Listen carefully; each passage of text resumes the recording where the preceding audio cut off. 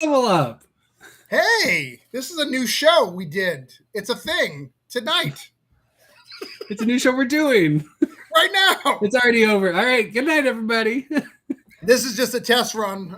It failed. 18 seconds in. Charlie, we'll get you next time. Yeah, it's definitely not Charlie's fault.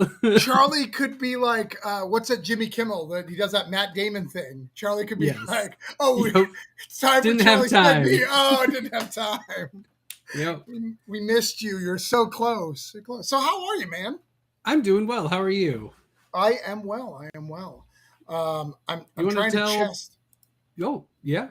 I want to make sure that we're broadcasting first. So I want to make sure that we're I out I've there. got it is up on Burrito at least. Okay. That one is going. Yeah, it was supposed to go on my Facebook. I don't know if it is, but I'm going to share the burrito link out. We'll get it up. By the way, There for we those who go. are on our channel that we were supposed to have it on, it didn't work out for us.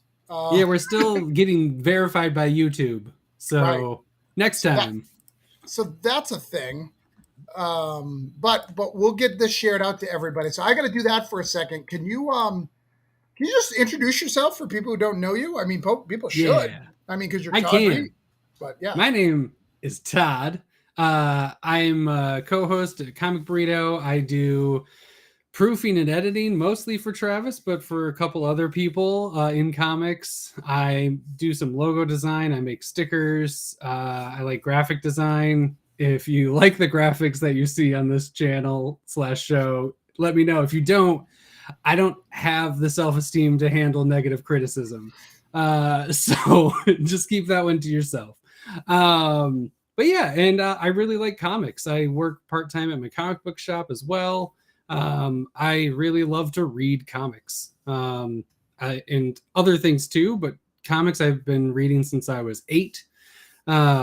It's been a couple years since then, and they're one of my big passions, especially from a fan. I do dabble, I guess, a little pro amateurly right. in them, but for the most part, You it's dabble. very. I dabble, but for the most part, it's just as a fan, and I love them. So yeah, that's me. Hey, co-host, if you're done checking things, why don't you let people know who you are? I will. Or I'll do I'll do it for you. No, everything's shared. So I'm Travis Gibb. I create amazing books like Broke Down 4 Dead Bodies and Cthulhu Invades Wonderland and Coins of Judas and all sorts of stuff. Granite State Granite State Punk. Punk. Yeah, all sorts of stuff that's coming out that we'll talk about in nauseum throughout these shows. But here is what this is all about. So Comic Book Level Up is about, I'm on a path where I just got into Diamond, right? In January, I start my Diamond career. And I don't know what the hell I'm doing, Todd. Like, I have gone to the past of what I can possibly accomplish. So I was like, I've made some friends over the years, and I think we can invite some of those friends and pros over here and talk about what leveling up means to them. The other thing that doesn't happen to me very often when I go on shows is we don't talk about really that person's career. Because a lot of these people have vast careers, but we're only talking about the newest thing. So we're going to dive into these people. We're going to ask some really serious questions and kind of talk about them. And what's great about it is Todd's here from the Burrito because he's a great co-host, but he's also a fan. He's a fan of all these books. Everybody who we have on here, he's going to know the properties. And so I can ask things that are very poignant to as a comic creator. He can ask things as a fan. And hopefully between the two, we'll be able to really accomplish something. That's the plan. Yeah, we'll see how that works out. But so far, that is what we aim to accomplish. Right. We're too scared. You can tell that we're not fully in, or we'd be on Twitch because that's where all the cool kids are here. Yeah. We're scared of Twitch. Yeah. And it'll probably get set up soon. I don't know what Twitch is. I watched one thing on Twitch, and that's my Twitch knowledge. Is it when you play D&D? Is it only on Twitch? When I watch D&D? Yeah, when you watch, is it a D&D show? I bet you it is. Yeah, it is. It's a pretty large D&D show that a lot of people watch. But yeah, so that's what we're going to do. We're going to try to do this every other week. It's not going to be a weekly show. We're going to do it every other week. The next little time, we're going to kind of do it sporadically because we're kind of figuring out the format, trying to get it right. But yeah, that's the plan. So that's our show. And we're going to have fun. We'll have another one in December. We'll have another one in December, and then come January, hopefully we'll be at the every other week. But yeah, if you have thoughts during this, leave comments, reach out to us because you probably know us, or reach out if you're watching these first ones. If you have suggestions or thoughts about what we can change to make better or make it easier to just like consume, let us know. Yeah, and so the one thing that we got to talk about beforehand, so a lot of people are going to message us and go, oh, we want to be on this. I want you to promote my Kickstarter. It's not what it's for. Will we talk about Kickstarters? Absolutely. Will we talk about what you're doing? Absolutely. That's the case. But it's not for. In fact, we've set up a couple of rules on what you have to qualify to be on this show. You have to have, A, been published by someone who's not yourself. And it's not that we don't acknowledge self-publishing because we think self-publishing is awesome. But you have to have been published by someone else. Someone else had to say, hey, I'm going to take a chance on you. So that was the first one. The second thing, which is a little bit harder to like describe, is you have to have a completed work. Wait, hold on. Someone's talking crap. We've made it. Somebody's already talking crap. So Travis, you're going to fight me for Monday slot? I'll see how it is. Yeah, that's right. I'm fighting for the Monday slot. So you had to have a finished work. So like a trade paperback of a volume. Doesn't mean it has to be like your whole story, but that's our 2 rules to join this. Yep. So. As of now. Yeah. Well, once we have a guest we don't like, we'll just add more rules to make. It's like, oh, and we can't be a co-publisher of Scout Comics. Oh, right. Awkward. Speaking of co-publishers, let's invite our first guest up. Oh, man. Former co-publishers, because he's no longer. Yes. Charlie Stickney. Yes. Oh, well, actually, let's do the show intro, and then we're going to get right into Charlie. Yeah, that's right. So this is Comic Book Level Up. Let's do it.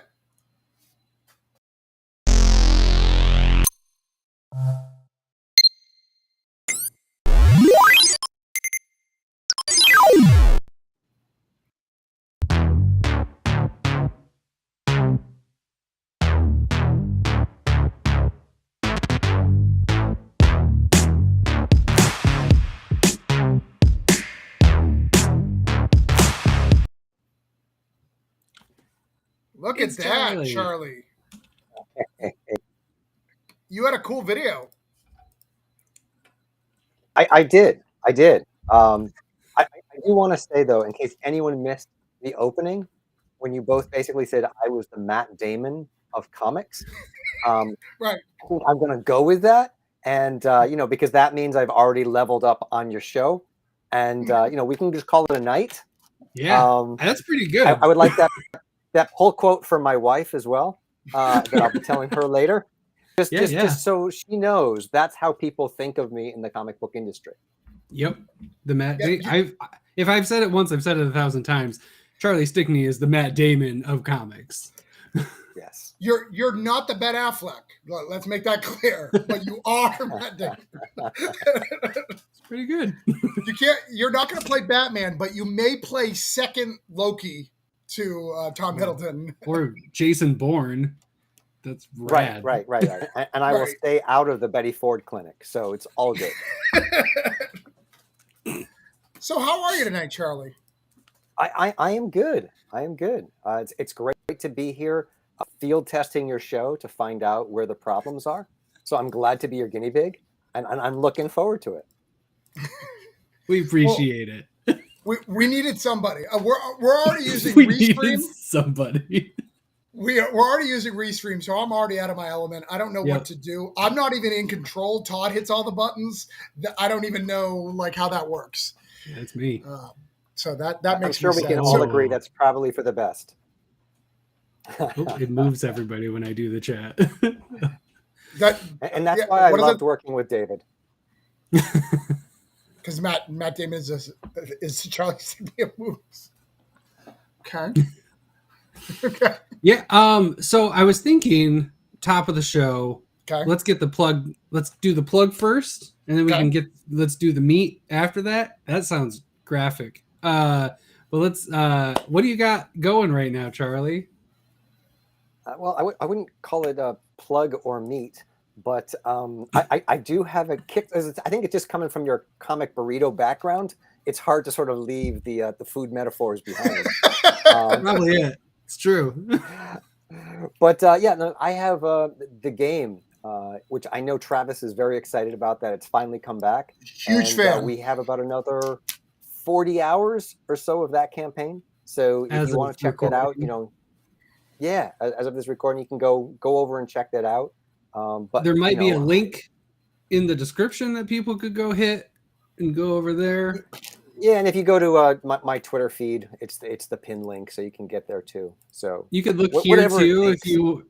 if you want to see the kind of things you could get. There you go. There's Yeah, it's a pledge for it's a there's a pledge for everyone. and it's a really And I've fun been book. I mean, go ahead, Travis. I've been complaining about the lack of this book for about a year and a half, almost 2 years, I feel. Like since the first one, I was a huge fan of the game. I loved it. I thought it was a great first issue. Super excited about it. In fact, almost every time that he's done a Kickstarter since then, I've been like, "That's great, but it's not the game." So I'm excited. Well, and I think that when we're talking about level up and things that can happen, I mean that's one of the things that I think it's always important to think about is how your book's going to roll out, whether it's in the direct market, whether it's on Kickstarter. What's your game plan for getting out more issues? Because at the end of the day, life happens, and I had a very concrete yes. If we hit our total, maybe David will get flown out for that in and out date. But I had a very concrete plan because we were doing White Ash, and Connor was on a great pace for doing that, and we were going to do the game on the side, which is going to be a little bit of a faster paced book. He's going to be able to flip back and forth between drawing both. And then Connor had a kid, and then he and his wife had another kid, and so that seemed to change the amount of work he could get done. It's crazy, ridiculous. I'm going to write that down. That's going to be important. Yes, they ruin everything.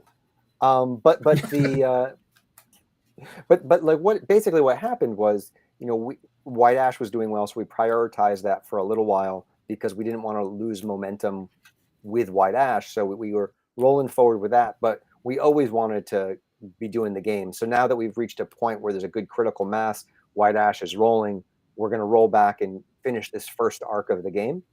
So that like the first volume will be out, and then we're going to figure out basically how to go forward to balance the two, whether there's different artists brought in to balance things out, or whether it's something that Connor can expand his bandwidth to take on and do both. Was that discussed when Galarian happened as well? Well, when Galarian, I mean, from the beginning, the thought was bring in a different artist because Connor can't draw anything. No one can draw everything. I was just curious if that was because of kid or because that's a lot. It was two things. One, I wanted to have a woman draw that series. Nice. That's smart. I wanted to have some. If I was hoping to be able to have a female artist working on that series, and being able to work with Romina Mornelli has been incredible. She is so incredibly talented. And so she's in some ways become the face or the hand of that book, and Connor can be doing that. And I think the more you're doing, the less you can work with a limited pool of people. You need to start expanding that pool because, as Travis knows, sometimes things happen to different artists. There's only so long that sometimes if you're not making enough money that they can commit to doing a series. We've been really fortunate with the crowdfunding side of the White Ash universe and the things that I do there that all of those series are well funded. So I can pay people real wages and we can look to have them on for a period of time, and I can plan out long form storytelling, which I think, when you're talking again about leveling up, you have to think about where that money's coming from. And I think that ultimately pushes a lot of creators to do short form series. You're going to do a one shot, or you're going to do a 3 to 4 issue series because that you can hopefully raise money to do that. And I have been able to build a following so I can plan bigger things. And I know that, one issue of one of my books will be able to pay for 2 or 3 books, from different universes. So we can just keep churning things out and expanding the universe for White Ash and for the for the other things I'm doing as well. Nice. Yeah, That's one awesome. of the things I think is super interesting about you, Charlie, and the way you create things. So, and I'm gonna tell a little story about how I found White Ash. So I'm part of Tyler James's comic launch, and he talks about you a lot, and he pointed me to it. He's like, one of the things that he does really well, he sends out these postcards and all the little tchotchke little things that you do with the packaging and all that, which I think is great. So I looked at it, and I remember looking at the book and going, besides Connor Hughes being an amazing artist, like, I don't get what is super special about this book. I'll be honest. Like, I was like, I don't get how he's raising this amount of funds. Is it just branding and marketing? And then when I read it, you get the story and you get the deeper levels of White Ash, you really find the love of this story. And then one of the things that I think you have really proven beyond, and it's so crazy when I think about the way I came to tackle comics. My goal is exactly what you said. I need to do as many series as I can, 4 issues, 5 issues, get my trades out so I can prove that I can do this. Where if I really look at the people who I love, who've created comics, they just did long form storytelling, right? And it's just kind of missing in the modern indie comic stuff. You look at Strangers in Paradise or Bone or, even Grendel or any of the things that happened, Sin City, all these things were long form storytelling. They weren't these, direct to trade things. And I think that you've set that trend. And I think we see it. The people who are doing what you're doing work like a Sync, I'm struggling to think of other people, but there's other people who do just the long form, or the Mesozoic High School Academy. You're seeing that growth, the Nightwolf, and having that. So was that intentional from the start, or did you just stumble upon that later? I mean, I always set out to do a big, epic story, right? I think I had in my mind different endpoints where I could end it a lot earlier if things weren't going well. But I think like the primary difference between the direct market and Kickstarter is that in the direct market, your customers are shops, right? And they only have so much shelf space, and they have to get people excited every time they come in on Wednesday about this new book that's coming out. And they know that there's going to be some attrition because they can only keep people excited so long because they're doing all the work, right? And so they prematurely cut your titles down, and so the ordering between issue number 1 and issue number 2, there's an automatic drop. Like, it doesn't matter how good the book it's at is. least like, half.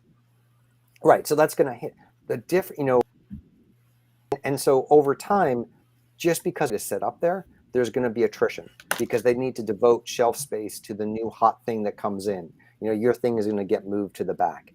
And, you can't control that marketing. It doesn't matter what publisher you're working with. The publisher can only do so much. But your book is going to become less and less interesting to the store owner, unless it's Saga, right? And like, or The Walking Dead, like unless Something's it's one killing of 2 the titles, children. something's killing, There's a handful that don't do that, but 99% of books, we're already ordering a fourth of what we got for number 1. Right. And so, but the thing about those books is you have the trades on stock, right? You're not trying to get people to come new to the issue 30. You're like, here are the 3 trades of Saga, and then pick up these 2 issues and you're caught up. So you're offering them the whole story. There's almost no other, besides those, series that we just named. For other series, you don't have the last 7 issues of Avengers number, whatever on the shelf. So you can't catch people up to that, right? But on Kickstarter, you can't. If you launch something on Kickstarter and you get 300 for your first book, which is roughly what I did, and people like it, they're going to come back. And then you have a stronger base that's starting your day 1. And so your book gets off to a better start. And people see that because you're not just offering into. So every time you have a Kickstarter, it's this way for new readers to find your thing, and it's you marketing it. So you have the passion.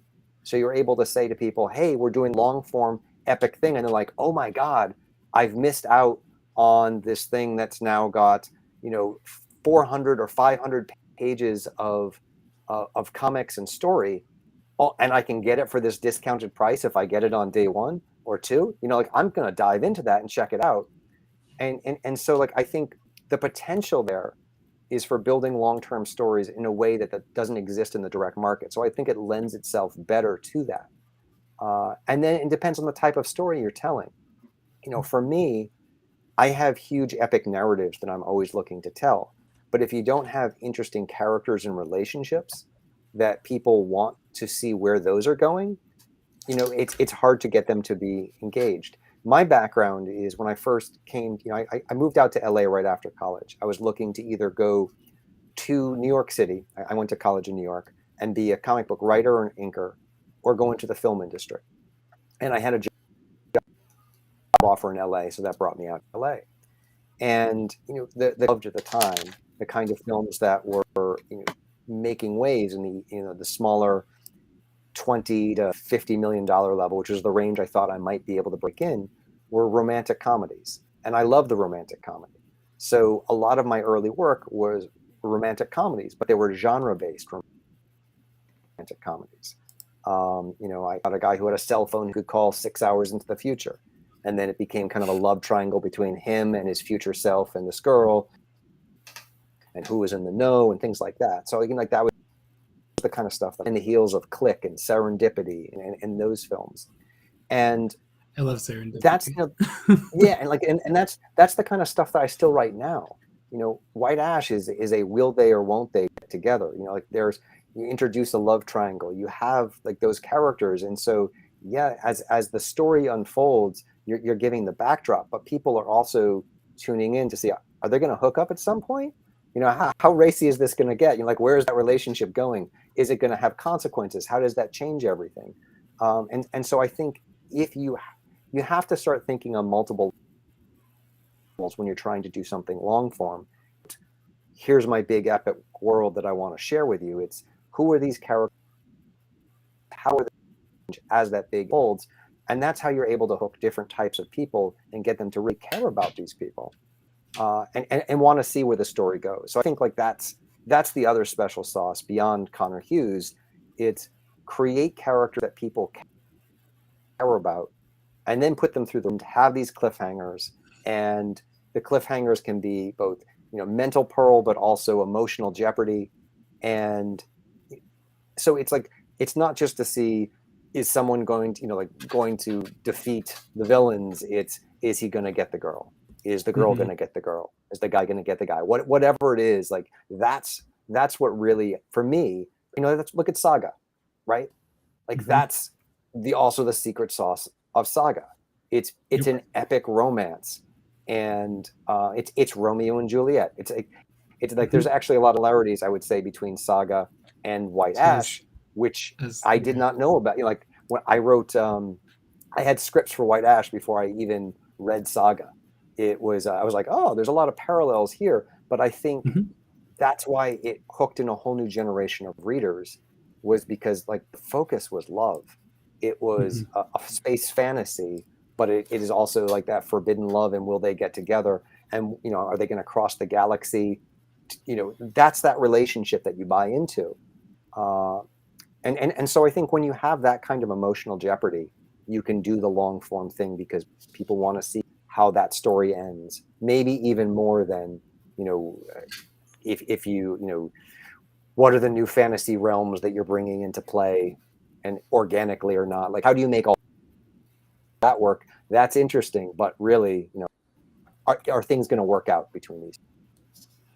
Yeah, making the world a backdrop to the actual story is good. You can make the most interesting story, and that's like trying to get people to be a part of your D&D campaign. The relationships and like the deeper meaning to everything is totally what will hook people for longer. And White Ash does that phenomenally. I learned about White Ash through Bearded Comic Bro, because he was just going crazy when he first, like when that became a thing in his life. Everybody around him knew. and I'm very happy. Nice. I'm very happy that it did, because I was like, all right, I'll check it out. And I saw the description much like Travis, and I was like, he's really, really into this book for I'm not sure what it is. So digging into it. And it really is the pseudo Romeo and Juliet, but there's so many more layers to it, and it's the triangle, and it's the also just like the generational differences that I feel like a lot of things really resonate, and it's in a fun backdrop. Like, who doesn't like a good fantasy world, especially a fantasy world in modern times? Like, it's got that little extra, it's that garnish to make it all like pop. And yeah, I love it. So you're saying the rom-com came before the world? Because that was going to be one of my questions, is did you world build and then have a story on top of it, or did the characters show up and then it became a fantasy world? Well, I knew I wanted to do and I'll happy to spoil it a little bit, because I think we're way past that. People can pick it up, but like where you had elves and dwarves in rural Pennsylvania, and I wanted, or in our world, and I wanted to explore that forbidden romance between an elf and a dwarf in a modern. See, that was what was interesting. And then it was, how do I tell the story? What's the world that I want to build around that story that makes that story make sense? But at the core, it was really, okay, I'll give you the inspiration for it was actually watching The Hobbit. And I'm watching The Hobbit, and I'm like, like this has got some good parts, but I knew I wasn't loving it because I'm sitting there watching the movie and I'm thinking about other things. And I'm watching like the elf dwarf romance. I'm like, well, this is interesting. I feel like it's an underdeveloped subplot that they're going to bring to some kind of conclusion.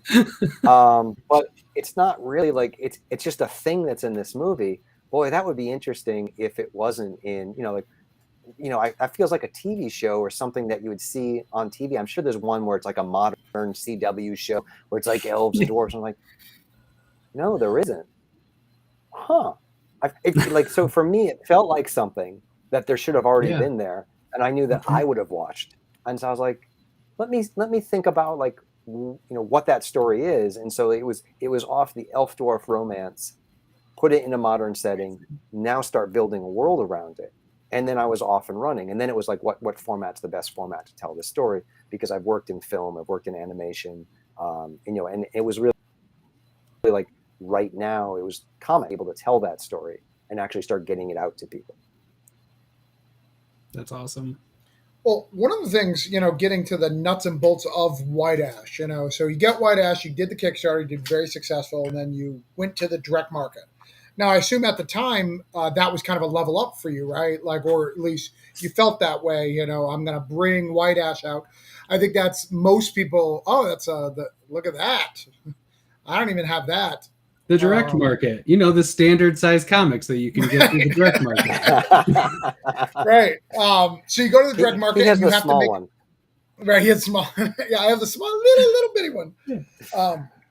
And you had to, format your stuff and add pages or remove pages, which I think is fascinating. And so cool that I can get the Kickstarter version. It's going to be very different from the Scout version because of those things. And not just in like Image Comics. So I don't know if you've ever. Oh, did I lose you guys? Oh, no. Sorry. Everything disappeared for a second. I don't know who does Furthest Place from Here, Todd. I can't think of his name right now. I don't know. Rosenberg, Matthew Rosenberg. Yes. Yep. Every trade that he's ever done, he changes the ending in the trades, believe it or not. And not because he means to. He's just like, I could do it better because it's stuff. But you did it for like a fabricant. So what was that like?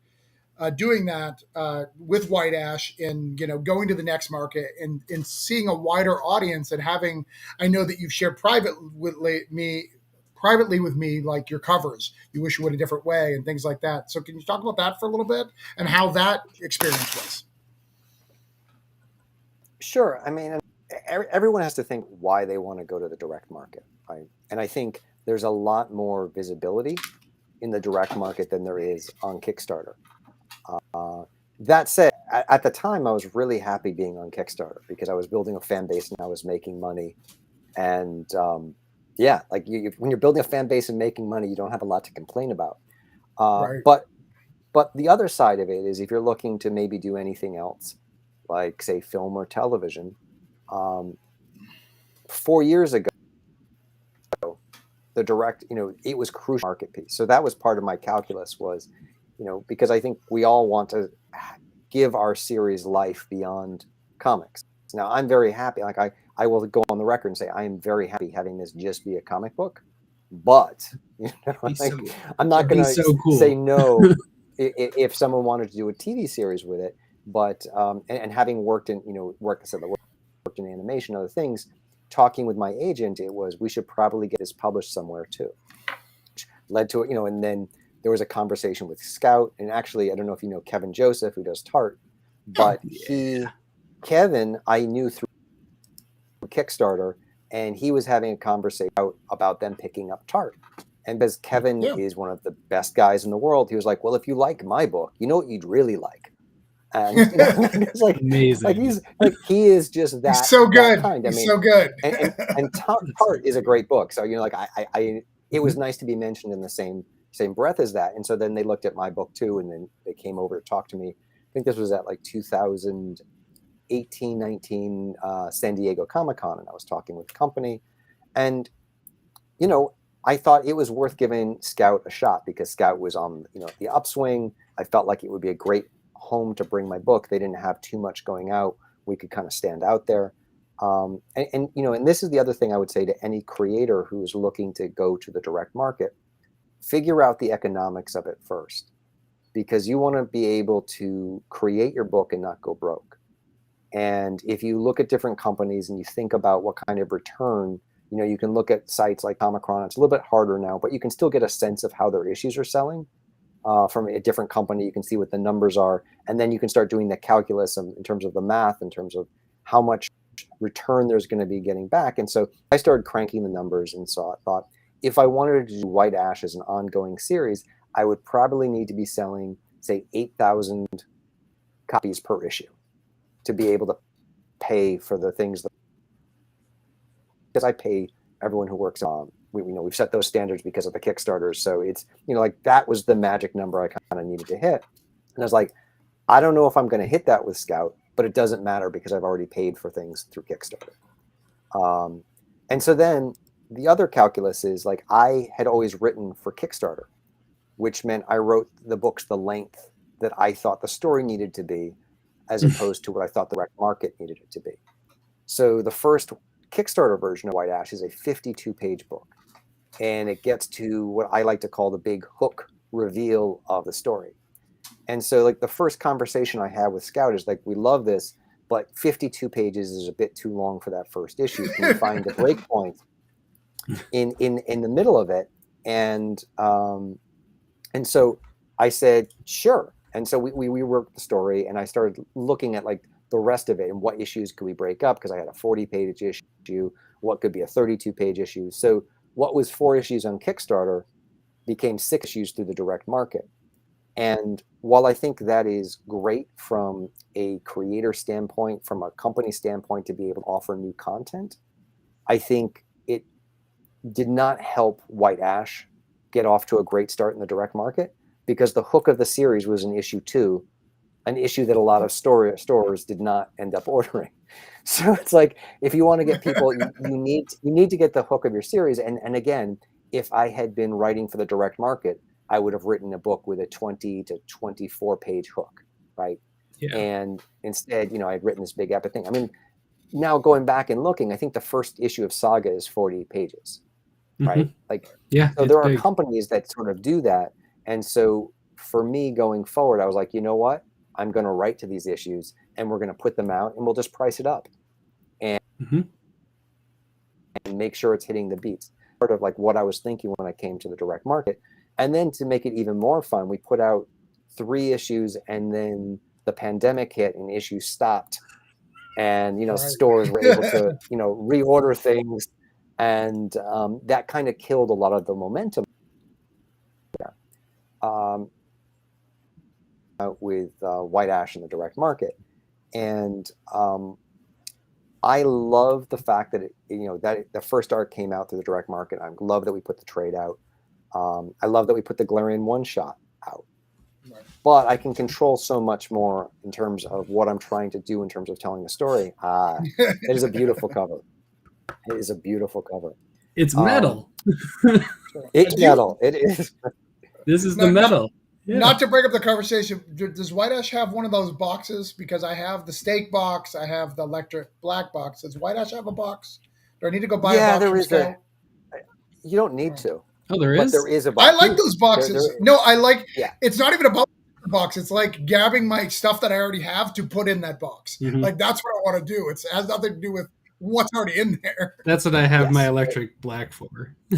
Yeah, there's the comic book. So I mean, I'm really happy with how that rolled out. But going back, there was a lot of other things I would have done different. Another thing that I would have done different is and I think I may have talked to you about this, Travis, is when I was looking to do the series, I was overthinking things. I thought, all right, so we had all these covers that we did for the Kickstarter, but let's go in a different direction. I'm seeing Gideon Falls that coming out, and this is a great series. Have all these graphic designy shots of the town. I was like, well, let's feature the town. And so rather than featuring sexy elves, I was like, let's have a tree on the cover of the first issue. Right. And beautiful illustration, right? It's a beautiful illustration. Oh, but I have another way people can look at it. But if you're trying to sell something, like you look at these two covers, which cover are people picking up? Yep. Right. Well, I'm weird, and it would be White Ash, but I'm not. That's not going to be your typical response. Right, and that's like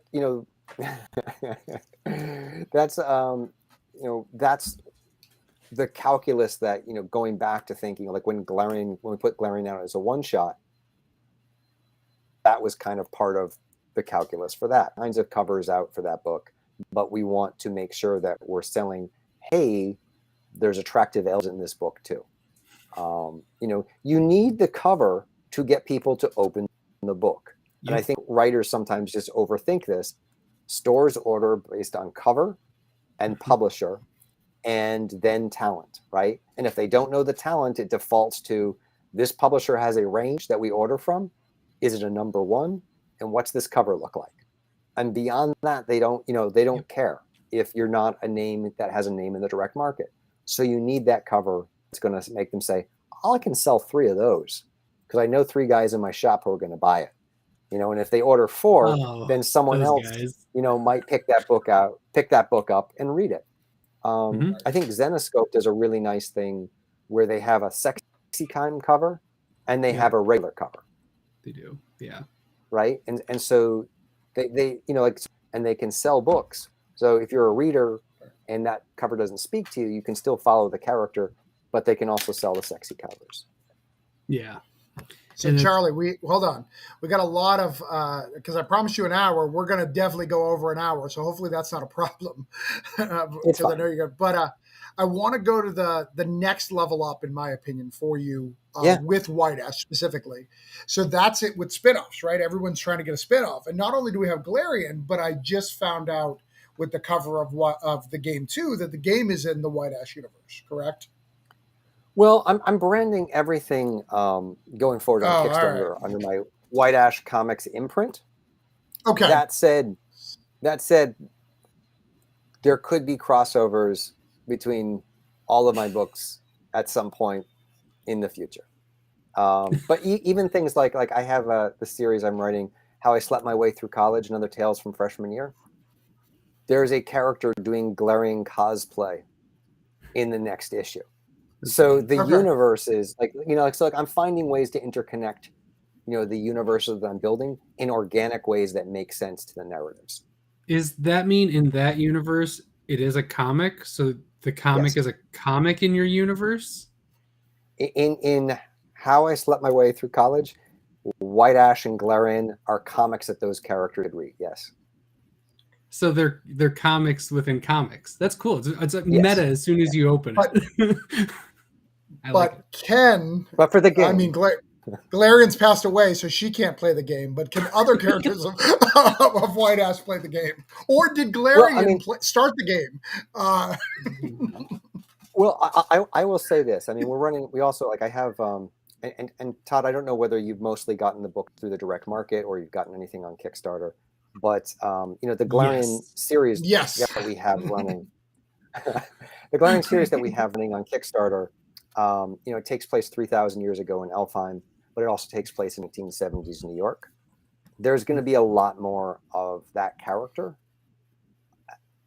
that ties into like why White Ash is in it's all part of the same story. Yeah. So it could have been White Ash prequel. You just called it Galarian, right? Yeah, that's what I've always assumed. We're actually going to be it's basically Galarian year one. If you want to use it in that thing, it's how she became Galarian, but it's also going to introduce some other things into the White Ash universe. We'll be doing more Galarian because people love Galarian. So don't worry. Great. And I like that you're using comic lingo. As soon as you put year one next to it, everyone's like, "Oh, I get it. It's a prequel and where it starts." Got it. I mean, you did I would tag that. What's that? You did a flashback in 5 in the back part of second part of 5, 6, because you kind of label it weird, but the back part of it was a flashback of this last issue. Yeah. Spoilers for those who haven't read. So we've got definitely, I think about all of that. When I'm building the White Ash universe, there's a timeline that goes back about 3,000 years. That said, at the end of the day, it's all about storytelling, right?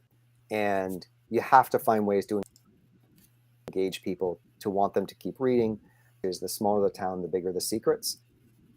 Because I think it's those reveals that keep unfolding that make people realize that, oh my goodness, as much as I thought I knew this story, there's more there. Oh, there's more there. There's this reveal. And stacking up those reveals, it's really hard to wait.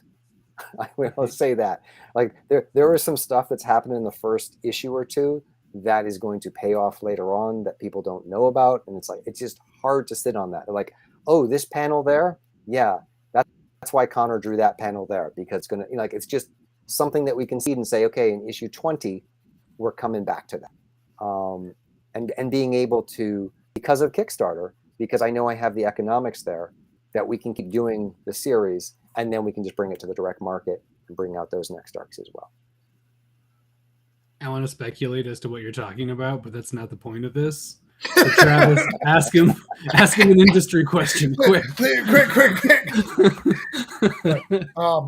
So Galarian is now on 3 issues, right?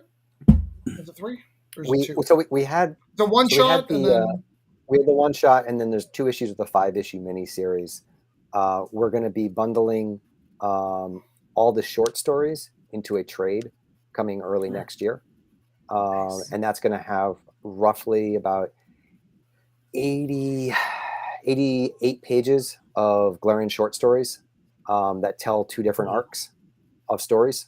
And those also, just so you know, those short stories they are important. They're not just short stories, they are telling pieces of history. They're introducing characters or concepts that are important to the Galarian miniseries as well. Cool. No. And then the game, the Kickstarter's for 2 and 3 now, but a 4 is coming, and then that wraps that up. 4 in the trade. So 4 and 5. 4 and 5 will be size issue, which of course, for me, the thought is always, now I can do 5 separate issues in the direct market. It's actually being written, in chapters. So it's 5 separate chapters, each have a cliffhanger, but the second Kickstarter is for 2 and 3. The third Kickstarter will be for 4 and 5. Then we can put those together as a trade. Then we can start Stark. That's also, Travis, I know you'll hate this, is also set to be at least, 5 trades worth of material for that series. Fantastic.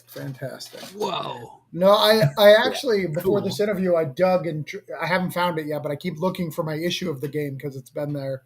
It's been back because I want to get the Kickstarter version because I'm not sure if the Free Comic Book Day version has all the stuff, because Free Comic Book Day only had a little bit, right? The Free Comic Book Day version of the game was actually the teaser that we put in the trailer. It does not Right. appear anywhere else. I've Oh, searched okay. for it. Yeah.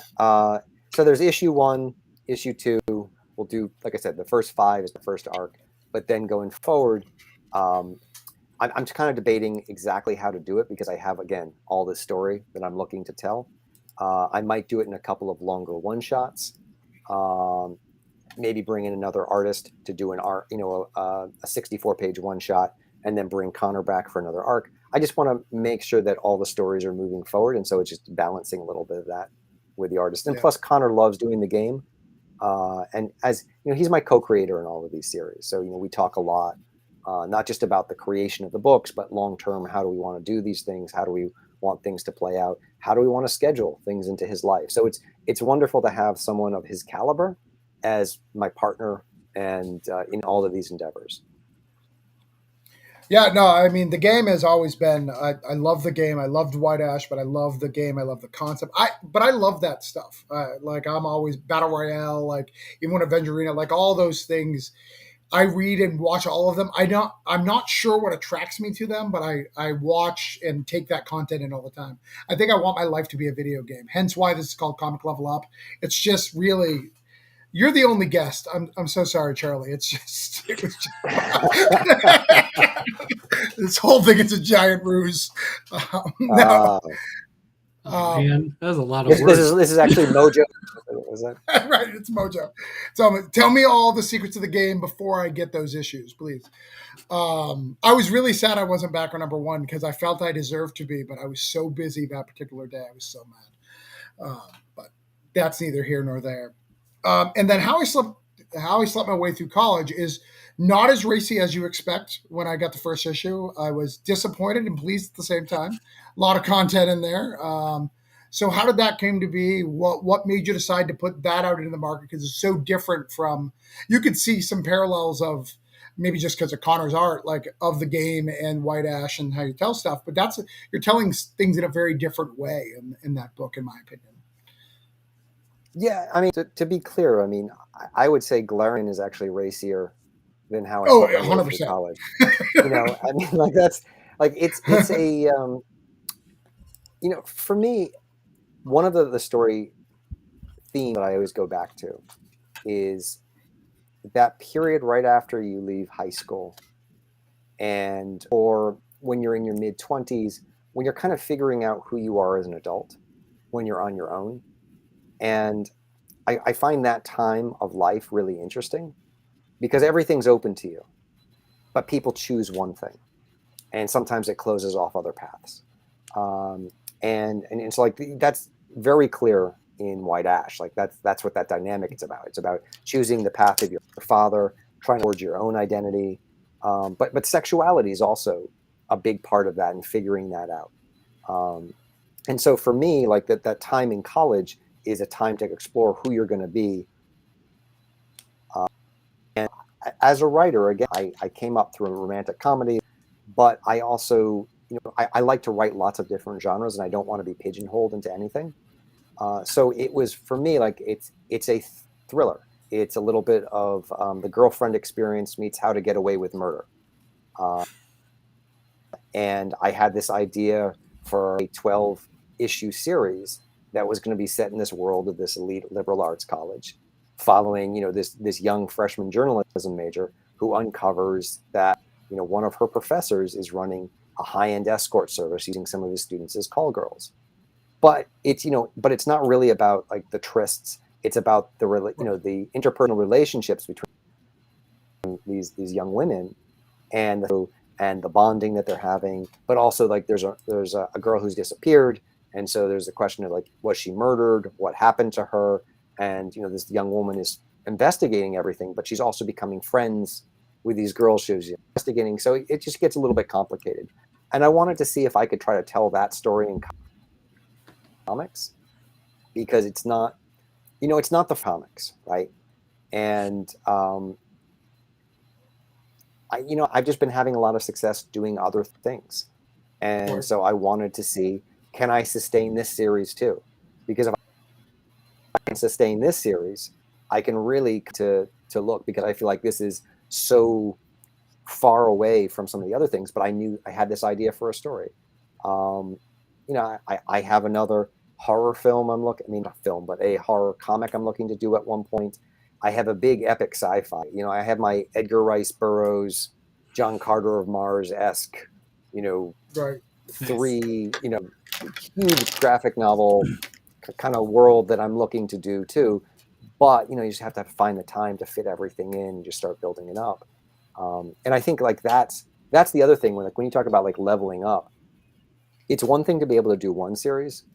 It's another thing to be able to do two. And you know this, Travis, like when you start juggling the production on several different series, that's when it starts getting really hard, because it's not just about the writing. It's about allocating your time in the right ways. You know, should my time be spent writing? Should it be spent in promotion? Should it be spent in outreach? You have to really, you know, and I think for a lot of creatives, that kind of left brain planning is not intrinsic to us, right? You have to kind of look at a map of the year. It's not what's coming next. It's like, what am I going to need to do now to hit these marks 6 to 8 months down the road? So I spend a lot of time always looking at the big calendar for the year, for the next 2 or 3 years. What Kickstarters would I want to have hit? Books, you know, how can I balance everything out? So it's like, there's a lot of that. So I would say like one book to 2 at the same time. It's a big shift. It's like having 1 kid or having 2. You know, kid to 2, to jump from 2 kids to 3 kids, you know, and after 3 kids doesn't matter. It's going to be a nightmare. So you know, just you accept it. No, that's a good point. It's hard, you know, as I'm balancing it, and then even more. I just called David today and I apologized to him, and I was like, I did not know how rough it was to do all the Kickstarter stuff and then also do the Diamond stuff, and not just like, because Kickstarter I can launch whenever I'm done, whenever I want. I can go. April is my deadline. I can launch anytime in April and figure it out. Obviously, I want to do a some promotion, but they're like, hey, you need the Diamond solicits here. You need the press release here. You need the covers for this and that. And then you've got to start calling stores, and you only have this much time before it's order cutoff, you know, to get your order number. So I have to do all of that as well as maintain a massive Kickstarter schedule, because I put out 6 books this year on Kickstarter. So it's kudos to you, Charlie, to be able to do that, you know, and you even took one step further. I'm just a creator on that. You were just like, I'm going to co-publish with David and approve books and strike deals with Luna and all this other crazy shenanigans, manage teams, sales things, cons, like all the things that you guys did. I don't know how you guys did it, because I'm dying here just trying to do the one Diamond book. Well, I'll basically say David did it all. So, you know, okay, we'll just put it on him. That makes sense. David said that too, so that makes sense. That checks out. Yeah. But no, it is a lot, and I think like when you are in a position like being publisher, it also becomes hard to promote your own work, because you feel like you should be promoting other people all of the time, and you feel guilty when you're on a podcast and you're not mentioning, you know, that By the Horns is putting out another great book this week, or like that right now, you know, Coins of Judas is in previews and that people should be ordering, telling their local stores. What's the pre-order on that, Travis? I actually don't know it off the top of my head. I can get you it in 2 seconds, but I do not have it off the top of my head. So lesson number 1 for creators who want to level up: always know your pre-order code. So when someone asks you, you can code. I told my shop specifically not to order it. No, do not order it. Can you actually order -10 so we can take it from other stores and make sure they don't get it? Yes. But yeah, like, but I do think like it's a hard balance, and you know, one of the reasons that I'll just say that I stepped back from Scout was I didn't think I could do that balancedly anymore, and I think it was fair to other creators for me to try to be promoting them and have all the things that I had going on, and it wasn't a balance that I could sustain, and I think I would have burned myself out, and that wouldn't have been fair to them or fair to me. That said, if I'm doing things on Kickstarter, there I have a platform that's very easy for me to promote other creators in a way that I didn't have it organically, through Scout. Right. No, absolutely. But let's change from your stuff to you writing for other people. So one of our rules to join us is writing for somebody else, and you have done so with the Adept. So talk about that book, how that came to be, how you got the gig, how you manage that with all your hundred story arcs of everything, as we've discussed. Well, to be honest, like that was an interesting opportunity that came to me when I was at LA Comic Con. I was actually speaking on a panel about Kickstarting, and Immortal Studios was thinking about launching the Adept on Kickstarter, so they were going through different Kickstarter panels. And Peter, who owns the company, came up to me afterwards, just talked, and he said, would you give us some, can we meet and talk, have lunch, talk about Kickstarter? And into a conversation where he's saying, I'm looking to build this big interconnected wuxia universe, and I kind of need some help doing it. And would you be interested in coming on board? Because he had read some of my books, and he had seen me talk about Kickstarter. And so I said to him, your company is also about authentic Asian representation. And I said, I'm not sure this is, Right. like the best thing to write the flagship title.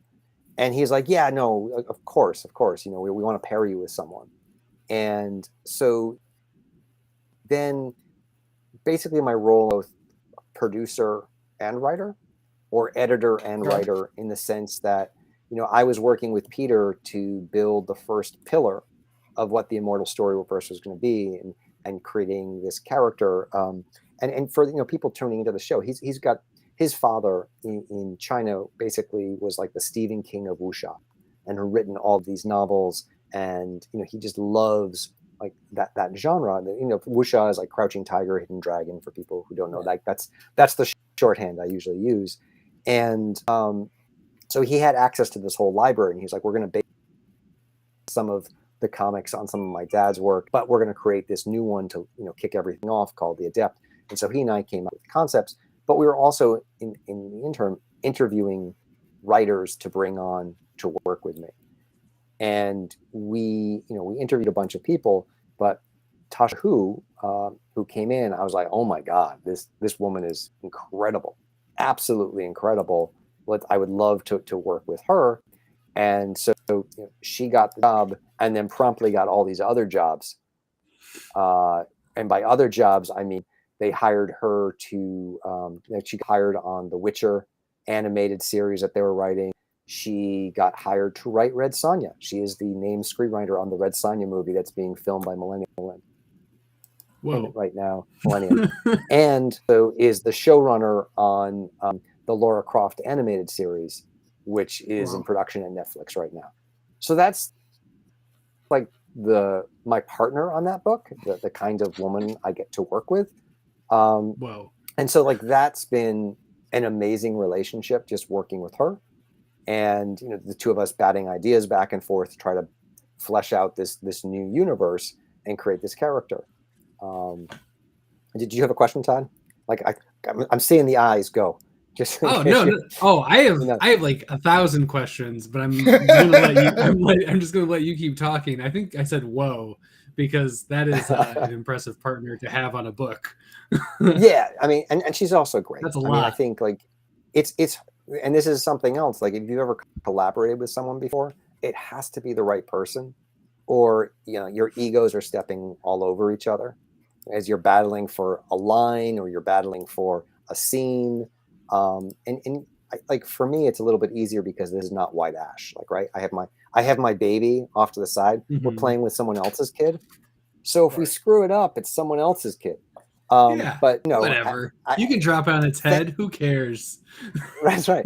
But thankfully, we've created something that's just really great over there. And then the quick story on that, it's about this young woman who had this incredibly traumatic childhood, went through the foster system, but dreams of this this kung fu master who was coming in and training her and putting her through all the paces. And, you know, she was having anger outbursts and he was trying to help her control that. But she wasn't sure whether she was going crazy.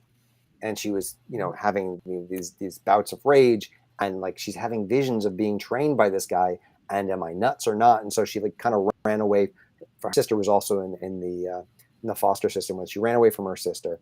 And so the story opens as she's in her mid-20s, and she's now trying to rebuild a relationship with her sister. And because what happened was like 3 years earlier, the visions disappeared. And she's like, okay, maybe I was crazy. You know, now I can rebuild my life. I'm not having these visions. I'm a normal person again. So she tried to reconnect with her sister. That's going kind of okay. And they end up going to this concert where there's this rock star, Sasha True, who's going to be playing that night. And then there's this terrorist attack that hits the stadium. And, you know, in that moment, she has to kind of put everything that she may have learned or may not have learned to the test to try to, you know, almost like a Die Hard moment. Like, am I crazy or am I a kung fu master? Now is the time I'm going to find out. And then she sees on stage that master who had trained her. So like, it's the guy, she has to get through all of the guys to try to get to the person who may have the answers to what's been driving her mad for the last 10 years. And that's like how the book kind of opens. And goes. So you wrote the sequel to Kill Bill, is what you're saying. The prequel? No, the sequel. Remember the daughter? The sequel. Oh yeah, the daughter. Yes. Yeah. Okay. All right, good. I mean, I don't think Quentin's going to get to it, so at least somebody's doing it. So I appreciate that, Charlie. That's right. That's right. That's really cool. That's a really cool premise and something pretty unique, while seemingly staying true to what I've seen from what the feel you're trying to get. So that's awesome. Well, and the other nice thing about this, which is unlike anything that I've ever been a part of, is, you know, the commitment to authenticity. So we have a real life Shaolin monk kung fu master who is the fight choreographer on the book. Nice. You know, who's actually working. He used to run Kung Fu magazine, and so he supervises every fight scene that happens in the book to make sure it's real moves. It's the it kind can of actually happen and it's not fake. Yeah, that's cool. And also, like, in his mind, because I can't speak to that, like, there's an emotional response that would, you know, dictate a certain kind of move. So it's like he's actually writing a scene there. It's like, if you're angry, it would be this. If you're depressed, it would be this kind of move. Like, it's like, so there's a whole level there that I think goes over most people's head, but that's the care that's being put into that series. Or even if it's not over your head, it's subconsciously you're still able to pick it up, and you might not even know why. Like, because it's the care is put in there. So maybe you're getting emotions, but you're not really getting it. It's just the fight scene, and you're kind of just vibing with it. Yeah. That's neat. I've never heard of that, and that's really cool. So that's going to start coming out, I think, in February, maybe March, through Sweet. Dynamite. It started out in Kickstarter, and now it's moving to Dynamite. Yeah, I appreciate it. But I think that's not where I would have expected it to be coming out of. So, all right, cool. There's a lot of ex-DC people who went to Dynamite. And there are ex-DC people who are also helping run Immortal Studios. So I think there was a natural partnership. So it's all those connections are matching up. That's cool. Yeah. Well, Todd, is this the first time you've heard about Immortal Studios tonight? Yes, this would be it. No, wait.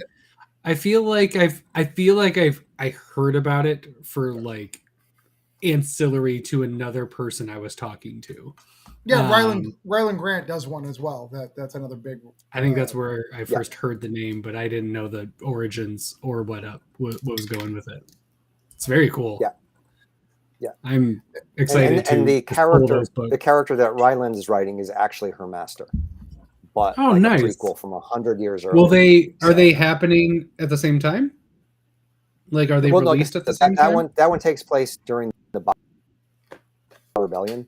The then is to do the first arc of the Adept, then do the next arc of another. That's what I was curious, if they were going to come out at the same time or not. Sweet. That's cool. I think it's like one after another to start telling that big tapestry. Start rolling it. They want to build an interconnected universe. Yeah. So. It's a big feat. It I've heard is. karate. It is. I've heard karate things do really well these days. It's just what I heard from Netflix mostly. Yes. Yes.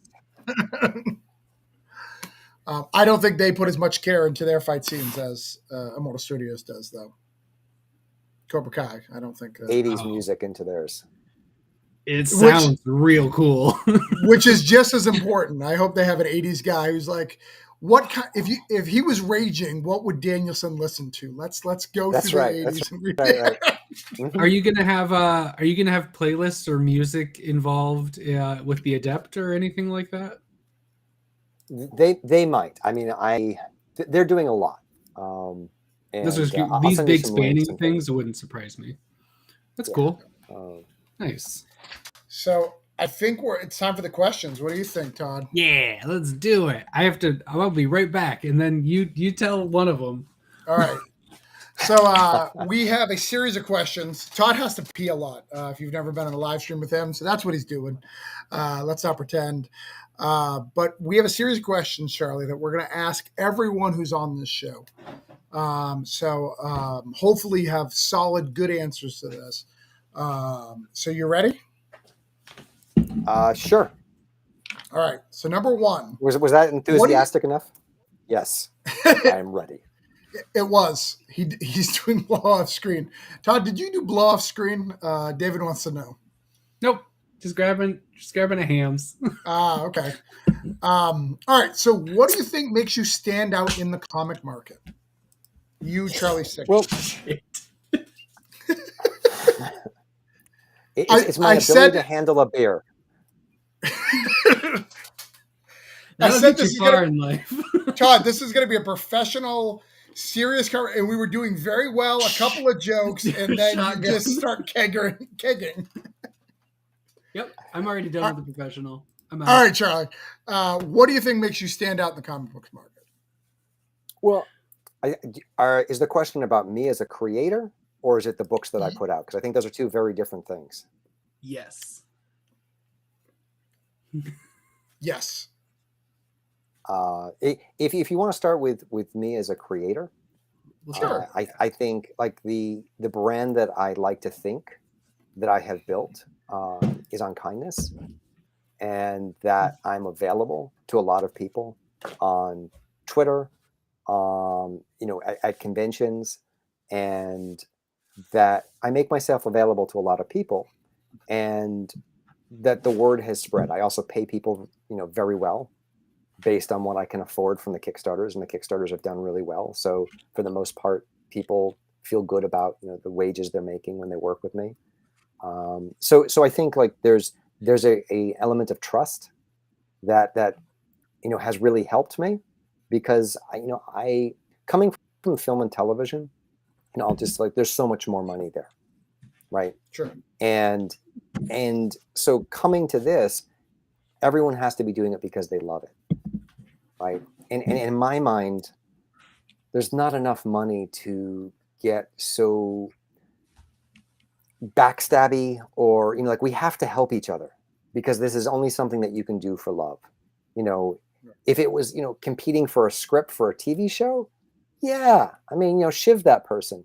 But this is like for a comic job, right? Like who? Like, I'm not saying who cares, but like it's the the amount that. Yeah, exactly. And I think that being part of the community makes everything easier for other people. And so I tried to be someone who builds community, who brings people together. Travis, I think you do a great job of this on some of the live streams that you've done. And I think that's why creators like you. That's an important thing, being a likable, member of the comic book community, because that makes it easier for you to network. It makes it easier for you to find, creators to work with you, to, be able to get the right cover artists to say yes to your book, even if it's not coming out through Image. I mean, like for them, like it's a step down in branding, but they want to work with you, so they're willing to do it. So for me, I think I've created a brand of a person that people want to work with, because I do want to work with other creators. in terms of why my books have stood out, the books have done okay in the direct market. My books have stood out on Kickstarter because I'm able to connect with people, because I produce a book that is a great book. I have Connor Hughes, I have Romana Mornelli, I have, and then I have characters that people like. I think, again, going back to what we started this whole conversation with, um, you know, having those characters that people can fall in love with, that people care about what happens to them as characters. You want to see where their story is going to go next. So I think investing in that, it makes a big difference. That's good. I wish I didn't have more questions, because that would have been a great ending. But we've Yep. got more. So hopefully you can keep up the momentum. Todd, do you want to ask one of yours before we go, or do you want to ask yours at the end? Sure. Before we move on to instilling, because it seems, I'll say it's nice that I'm really happy that you're not overly humble. It's one of my least favorite traits. Like, you have something popular, and I appreciate that you like recognize it, because I also think it makes it so you can appreciate it more by just being real. Like, this thing is popular and people love it, and I love that you embrace that. I think that's important. So do you feel like you've leveled up in a substantial way? And is there a specific moment in your career that you felt like a turn, like you could actually see, like, yep, that's it. Well, This is my I will say that San Diego Comic-Con this year was, for me, definitely a moment where I realized how much things had changed.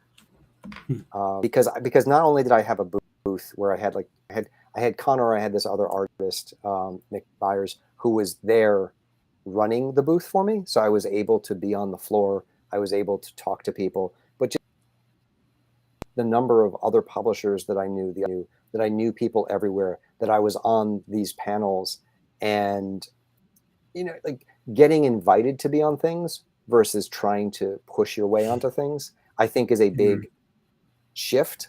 When if you have a creator, or like, hey, like, you have the people who reach out to your podcast, and you have the people that your podcast reaches out to, right? And that's two different categories. Like, you're hoping this person will come on your show versus the person who's hoping that the show will let them on, right? Yeah. And so 100%. Definitely at San Diego this year, like, there was White Ash was doing fine, but it was just the sense that the industry no longer felt like this big thing that I was trying to figure out. I had a place in the industry, and talking to, I had a conversation with Adam Kubert at San Diego Comic-Con, and that didn't feel unnatural, right? Like I think, and I'm not trying to compare myself to him, in any scope or sense of, but to be able to have a conversation with people that you put maybe up here at one point, and be like, hey, we can now just converse. And even if maybe our careers aren't equal, they see you as a creator that's worth having a conversation with. Yeah, right? it's a peer. Instead of a step down, you're still peers. You might be at different parts, but it's peer to peer instead of like fan to creator. Yes. That's a big difference. And so like that was everything that happened at San Diego felt like that. So that was awesome. Versus, I think, before the pandemic, when I was there, I was the person, like, I had a table, but I was still like trying to make inroads here. Will this person talk to me? Will this person not talk to me? The hustle. And now I didn't have to hustle. It was just, let me see my friends. And I think that's a big difference, where you feel part of what's going on. That's a great answer. Amazing. All right, so for the next one, so in this career, it's very difficult. Things can change in a minute. We've seen many people who've had very successful Kickstarters and they haven't. And then we've seen, you look at Marvel and DC, you basically, like, let's say my goal is to work for Marvel and DC. Your goal may not be that. But even if I got there tomorrow, it's like a 5 to 10 year window. That's it. look at anybody's career up there. You only get a little bit of finite time to be at that, and then you may get a series now and then, but you're not going to be that guy who's writing 3 books, who's the architect. So that question to you is, what makes you keep going when this career becomes difficult? So I think part of my response to that question is this part of the career has not been difficult for me. Okay. And that's, I say that in contrast to, I was working in film, I was working in animation. Trying to make inroads there was so much more difficult and more frustrating. You have small successes, you might get paid a lot of money for something no one ever makes, right? And so that's also really frustrating. To write us 15 people, but you got paid $100,000 for it. So you're happy and it's paying the bills, but it's not doing that thing that you want to do, which is tell stories. So I was struggling there to get things made, but I was still, I had a lot of meetings. I had a lot of things almost set up. So it was just a frustrating experience. So I had 15 years of frustration with the film industry where I was making money, but nothing was getting made, versus the comic industry where the path has been, wait, I get to make these things that I love and I get to share them with people. Okay, I don't make any money, but I get to make these things. So it's been such a nice trade-off. And that, I think, yeah, it's hard to do all of this. You have to take pleasure in the fact that you're making something and you're connecting with an audience. So I think that's the answer. You have to honor what you've done. You have to, for me, I have this huge audience on Kickstarter. I have people who come up to me, again, going back to San Diego and talking about leveling up and making it, knowing that your stuff moves someone, means, I think that those are the little pieces you take in, and that's why you keep doing it. And I was, at San Diego, Connor was going off, he was going to go on a lunch break. And so I was at the table and I saw this woman coming up. I look at people and you're like, okay, they're not my customer. You're like, maybe they're lost, maybe they're looking for directions. But I was like, here comes this woman in her probably early 60s, and she's coming up to the table. And Connor was standing in front of the table. I'm like, dude, you can't stand in front of the table. I'm trying to sell stuff here. So I'm giving him the little just get out of the way, which I thought was subtle, but she picked it up. And she looked at it and she looked at me and she goes, oh no, he doesn't have to move. And I was like, oh no, it's fine. I said, he's just the artist. And she does this. And she looks at him and she goes, are you Connor Hughes? And he's like, yes. And then she just looks over at me and she goes, are you Charlie Stickney? And I was like, yes. She did that again. And I know it was one of the greatest moments of anything I had ever created, just to see that pure joy on the face of someone who is interacting with me, that, really that something I had written, that something I had created had moved them. And I think when you get that, that's what you have to latch on to. I think the business side of how to make money, of how to continue on, is a whole different conversation, because there are ways to make money. There are ways to build something that's sustainable, and that's always something I thought from the very beginning. What's my 5-year plan? What's my 10-year plan to be able to something economically sustainable so I can keep creating things? But emotionally, how you keep going is you find those moments and you never forget that what you're doing means something to people, because if people are buying your things, it means something to them if they keep doing it. That's a good answer. I'm glad that you're the interviewee instead of you not interviewing me, because those questions would not be as poetic coming from my mouth. It'd be like, I did a thing. I'm proud of it. I'm glad that people read it. You have heartfelt stories. Comics are cool. Comics are cool. All right. I'm just making it all. That's fine. That's hey. Sounds. which shows examples of why your Kickstarters do better than mine. You're clearly better at telling stories. Anyways, so what does, because when I first talked about this is one of the reasons why you're my first guest, is my definition of leveling up is right now, right? I want to get a direct market. I want to get there. My goal is to get to the big two at some point.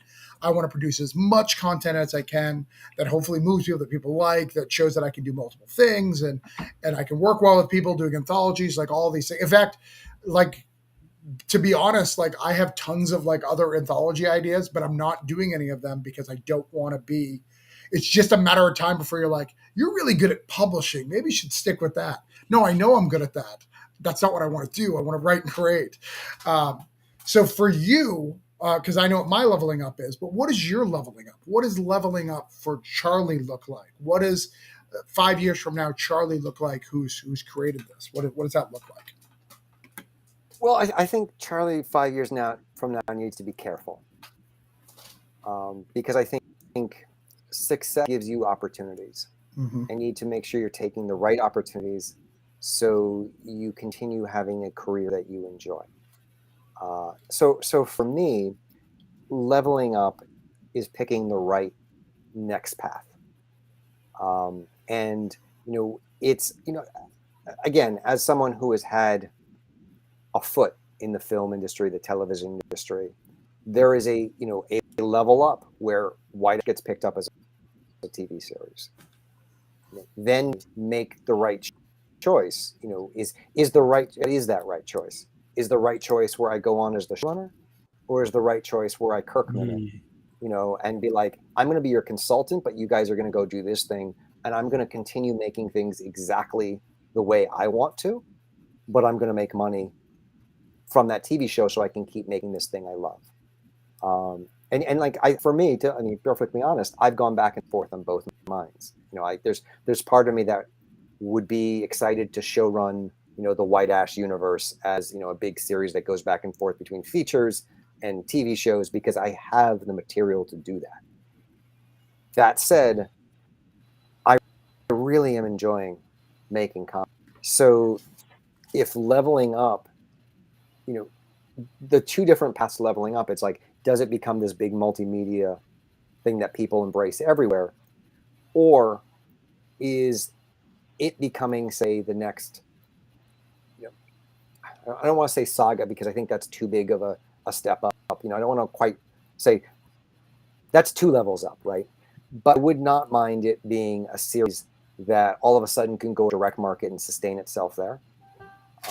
I love being on Kickstarter, but there is a time suck when you're doing Kickstarters. If there was a way for Wash to become a big enough brand where I just put it out, in the direct market, and it's making enough revenue to keep paying the same rates that I can pay people from doing Kickstarters, then maybe that's leveling up. So I think it depends on which version of these opportunities present themselves. But I will say, like, I am enjoying this portion of my life a lot.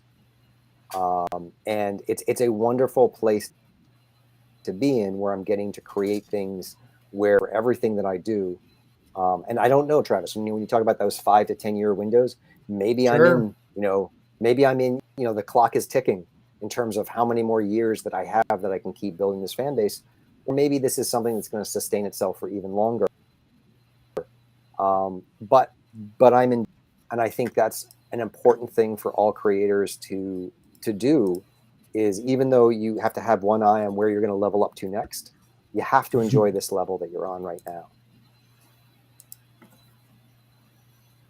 That's a good answer, and definitely something that we've got to learn. And I don't think you learn it when you're in it, but when you go a little bit up and you look at the people, the decisions that they're making to get to that next level, and you question some of those things and talk about, why do you want to do this? One of the first things is, when I got to the direct market, once I sat down and figured out the math, right? Well, I'm not going to make, you're like, oh, well, that'll be easier for me. Well, will it, because of this, this, and this? And you're not making as much when you factor in how much Diamond gets and the publisher gets, and how much that trickles down to you. And then you're not factoring in all the variant covers that you're still going to buy. Like, you're still spending money. You're spending money to get very little return, you're basically buying exposure. So what does that look like? And I think that you answered it really, really well. I asked myself, what would Charlie do? And the answer is ride David's coattails. So right. Genius. Yeah. How do you feel about the split up between you and you? How are you guys handling that? You don't have to call each other every day. Like, how's that working? They still do, right? It's just different now. Yeah. Well, we like to call ourselves co-friends now. Just so we can keep that title. Not full friends, but co-friends. Co-friends. Yeah, together we're a full friend, but like apart we're each a half friend. Right. At this stage of life, even half a friend is a lot. It is. That's nice. Let me tell you, keeping that half friendship sometimes, it's a lot of work. It's so much more work now. Together we're one friend. Our powers combined, one friend. Nice. That explains a lot why I like David and Charlie. Like, I had to be friends with both of them so I could get one. Get one friend. Yeah. Nice. That's why it's nice that even though I feel like I've danced around actually getting to talk with Charlie by talking to everybody around, now I finally have a full friend. So that's nice. Thank you, Charlie. It was really good. I just wiped pieces of myself on lots of other people. So perfect. Good thing you're in LA because other parts of the country don't like that. Did you have one more question, Todd? You had one more that was on your list? No, I think that was it. I think you did you just did the final question. I did. So this is it. We have leveled up today. We talked to Charlie. Again, give one more pitch out for the game that is live on Kickstarter. If you don't mind, give a quick pitch. Yeah, the quick pitch is imagine Sam from Quantum Leap, the original series, jumped into the body of the Highlander and had no idea what was going on and why everyone was trying to kill him all of a sudden. It's about a man named Eli Tanner who just turned 30, and people think he's player number 3 in a game that's been played for 3,000 years. So. That old story. That is story. A tale as old as time. I love it. That's great. I missed out on game number 1 because I think when it came out there was a lot going on. It was years ago. Yeah, like when was it? 2019. Yeah, that was not a good year for me branching out in comics. and also, like, the last bit of advice I would give to most people is don't try to have 3 years between release of your issues on Solid Kickstarter, advice. the direct market, or really anywhere. Unless you're Brian K. Vaughan, then you can get away with it. Yeah. Then it's fine because people will still buy it. But yeah, no, that's very good advice. You say that, but I will buy Daredevil Target number 3 whenever it comes out. I'm waiting. Good point. It's solid. There's a few that can get away with it. I do think, like, for us in particular, it's been actually fortuitous because the White Ashverse blew up in that time. So the Kickstarter that we're doing for the game now is going to be over double what the first one was, even though it was 3 years later. Which number 2 back then in game could have gotten to where White Ash is now, but since it stalled, now you're getting to have that little pick me up, and that's great. That's really neat. Right. That's cool.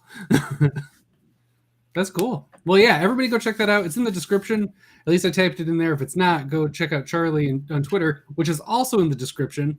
You can also find me and Travis lingering around the internet. Maybe there'll be some socials for this site for this show at some point. That's not my thing. But I don't manage my own socials well, so I don't know. Yeah, I don't even do socials, so who knows? Level up, get an intern. There we go. We can get an intern? Nick. No, I think we need Stevie. He's been fighting for a long time. Oh, there we go. But yeah, thank you so much, Charlie. It was a pleasure to get to chat with you and hear about your insights into the industry and what you've went through. Well, I don't have a sign off for this show. Well, thank you guys for having me on. I like to set the bar low so the next guest can level up. And get you failed. Thanks a lot. If that was your goal, you failed. So yeah, everybody. Well, it's level up time. I'll end it, Todd. I got it. Yes, do it. You're trying, Hit Todd. Thank you guys for all coming out tonight. We have all learned something. Hopefully, you have leveled up by getting some knowledge from Charlie. Don't be afraid to reach out to fellow creators, ask them questions, ask us questions, tell us guests we want. But together we can level up. One of the biggest things about comics is it is a community. It's one of the few things, like Charlie said many times, unlike the movie industry, we can grow together. We can all level up together. And shows like this and conversations like this, we can do that. We are signing off. Ba-ding.